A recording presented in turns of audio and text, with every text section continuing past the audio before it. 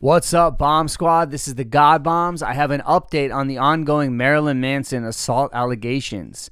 Apparently, the Los Angeles District Attorney has dropped the charges against Marilyn Manson. There was an ongoing investigation for 4 years, you guys. 4 years when Evan Rachel Wood originally made her accusations.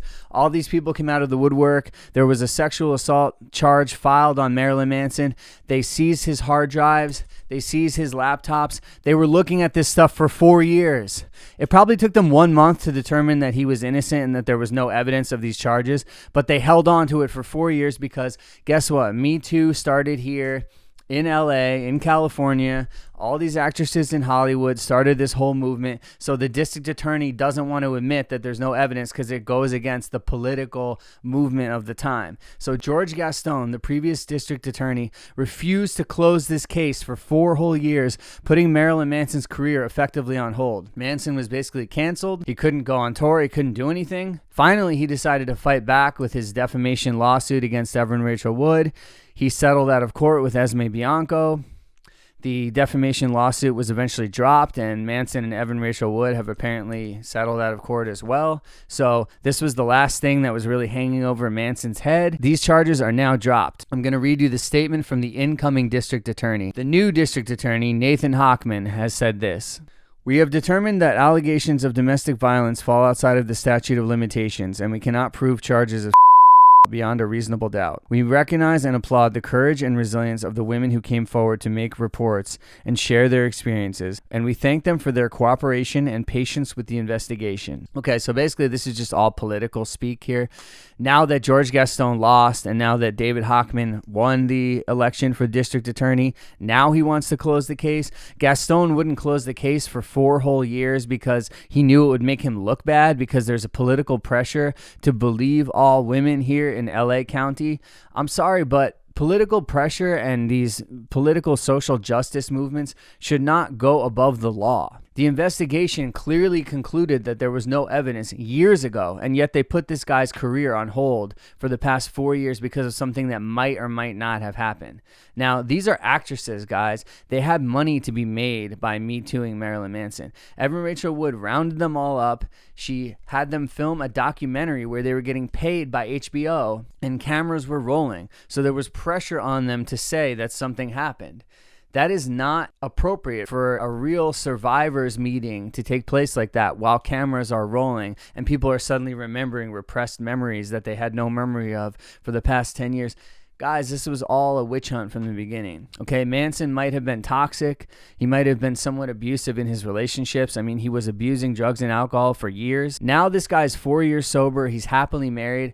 And I am glad that he has his career back and this is finally behind him because it just waited way too long for this. We can't let political social justice movements go above the law.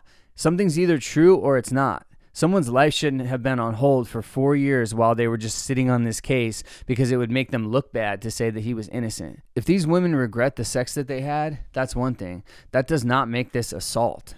That does not make Marilyn Manson a criminal. Maybe he was a bad guy in his past relationships, although Evan Rachel Wood seemed to say he was a great guy until recently. So which one was it, Evan? Which one are we supposed to believe? I'm not buying this whole thing, honestly. I think Esme Bianco was looking for a pay cut. If you look at what happened where one of the accusers ended up recanting Ashley Morgan Smith line, she said the whole thing was just a plot. It was a lie. It was a manipulation just to destroy Manson for money, for fame, for attention, for an HBO documentary. There was a forged FBI letter. I mean, there's all kinds of stuff out there. You can check out the YouTuber Colonel Kurtz. She did a great job of dissecting this whole case step by step as it was happening. And I just think that Manson is innocent of the hardcore charges that they're trying to level against him. Maybe not innocent of, being a bad person in the relationship or being toxic when he was drunk or whatever.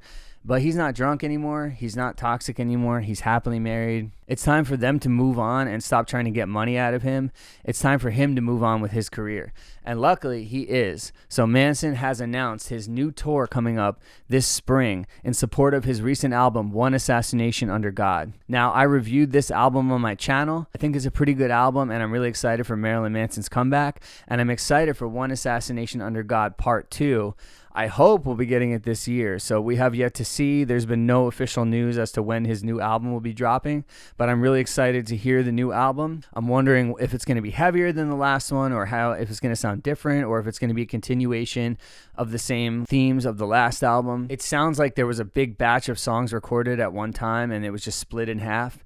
So probably the songs will sound somewhat similar to the songs on Part 1. I wonder if the song Front Towards Enemy will be featured on Part 2. We have yet to see. That was a really cool, heavy song that was released, but it was never even put on streaming platforms or anything. It was just released as a B-side on one of the singles. So will that one be on Part 2? Will Part 2 be heavier sounding?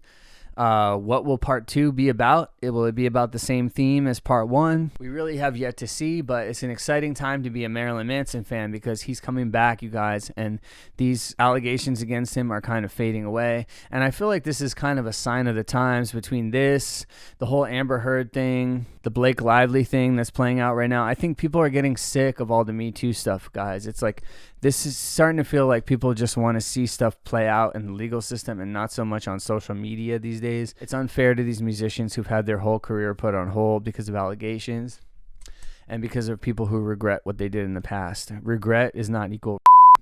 So that's my opinion. And I hope that you liked my video. Leave a comment here. Let me know what you think about the Manson allegations. Was he innocent? Is it fair that these charges are being dropped? Is it fair that they had held on to these charges for 4 years and put this guy's entire life on hold? Should they have resolved this sooner? I mean, that's what I think personally. But let me know what you think in the comments. As always, like, subscribe, and hit the bell icon for notifications. And check out my other Marilyn Manson reviews on this channel. And bombs away.